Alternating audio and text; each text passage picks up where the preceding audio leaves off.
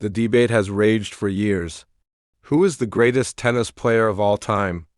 Roger Federer, Rafael Nadal, or Novak Djokovic?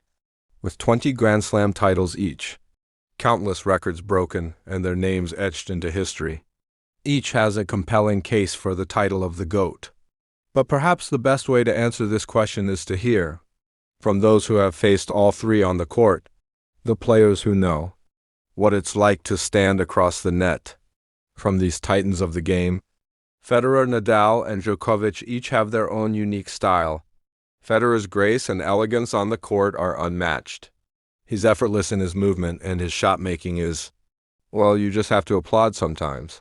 But then there's Nadal, with his intensity and the way he makes you fight for every single point, especially on clay. His topspin is so heavy, and it never feels like you have an easy shot against him. And Djokovic, his defense is ridiculous. He gets to balls you don't think anyone can reach, and he somehow turns them into offensive shots.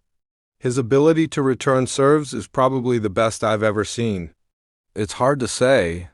I think it depends on what you value most. Federer's artistry, Nadal's grit, or Djokovic's completeness. I've played all of them many times, and they're all incredible.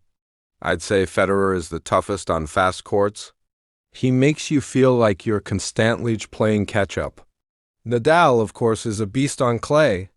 It's like you're playing a different sport when you face him at Roland Garros. He pushes you to your limits, mentally and physically. But Djokovic, it's his consistency, his mental high strength. He doesn't give you an inch, no matter the surface.